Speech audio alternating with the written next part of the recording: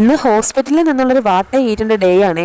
രാത്രി എഡിറ്റിംഗ് ഒക്കെ കഴിഞ്ഞ് കിടക്കാനും വൈകി, രാവിലെ അതുകൊണ്ട് തന്നെ എണിക്കാനും വൈകിയായിരുന്നേ. ഇന്ന് ഫ്ലാസ്കും കൊണ്ടുപോയ കട്ടൻ ചായ പോയിട്ട് ചൂടുവെള്ളം പോലും കിട്ടുമെന്ന് എനിക്ക് തോന്നുന്നില്ല.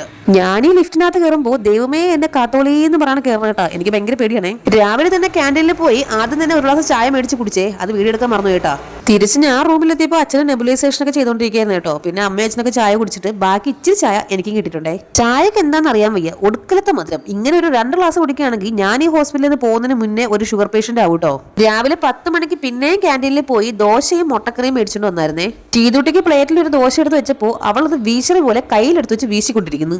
ഷീതൂട്ടിക്ക് ഈയിടെയായിട്ട് ഫുഡ് എന്ന് പറയുന്ന സാധനേ വേണ്ട കേട്ടോ, വെറും വെള്ളം മാത്രം മതി. രാവിലെ ഒരു 10 മണിയായപ്പോൾ ദോശയും മുട്ടക്കറിയും പിന്നെ ചമ്മന്തിയൊക്കെ ഉണ്ടായിരുന്നു കേട്ടോ. അതെല്ലാം കൂടെ കൂട്ടി കഴിച്ചു. ഷീതൂട്ടി എന്റെ കയ്യിൽ നിന്ന് ഒരു വാ ദോശ വെച്ചിട്ട് അപ്പുറത്ത് പോയിട്ട് തുപ്പിക്കളയും. അതായിരുന്നു അവളുടെ മെയിൻ പരിപാടിയെ. ഉച്ചയ്ക്ക് 1 മണിയായപ്പോൾ ഷീതൂട്ടിക്ക് സെർലാക്ക് മേടിക്കാൻ വേണ്ടി കടക്കിൽ പോയപ്പോൾ അവിടെ നിന്ന് ജ്യൂസ് കുടിച്ചായിരുന്നേ.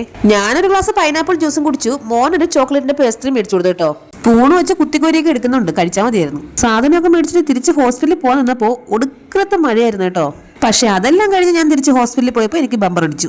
ബമ്പർ ലോട്ടറി അടിച്ചുകൊണ്ട് ഹോസ്പിറ്റലിൽ കിടക്കാതെ എല്ലാവരും കൂടെ കുടുംബസമേതം വാരിക്കെട്ടിയത് എങ്ങോട്ടാണെന്നാണെങ്കിൽ അവിടെ ഭയങ്കര പൈസ ആയിരുന്നേ. ഹോസ്പിറ്റലിൽ ചെന്ന് അഡ്മിറ്റായി ഒറ്റ ദിവസം കൊണ്ട് 25,000 രൂപ എങ്ങോട്ട് പോയെന്ന് എനിക്കറിയില്ല കേട്ടോ. ഇനി അവിടെ നിന്ന് റിസർവ് ബാങ്ക് കൊള്ളയടിക്കേണ്ടി വരുമെന്ന് എനിക്ക് ഉറപ്പുള്ളതുകൊണ്ട് അവിടെ നിന്ന് ഡിസ്ചാർജ് എഴുതി മേടിച്ച് തൊട്ടടുത്തുള്ള വേറെ ഹോസ്പിറ്റൽ അഡ്മിറ്റ് ആയേ. അമ്മയ്ക്കും അച്ഛനും രാത്രി കഴിക്കാൻ ഇടിയപ്പം മേടിച്ച് എനിക്കും മോനും കഴിക്കാൻ വെജിറ്റബിൾ ഫ്രൈഡ് റൈസ് മേടിച്ചായിരുന്നു കേട്ടോ. അപ്പൊ നമ്മുടെ ചാനൽ എല്ലാവരും സബ്സ്ക്രൈബ് ചെയ്ത് സഹായിക്കണേ. ഇന്നത്തെ വീഡിയോ ഇത്രയേ ഉള്ളേ. ടാറ്റാ.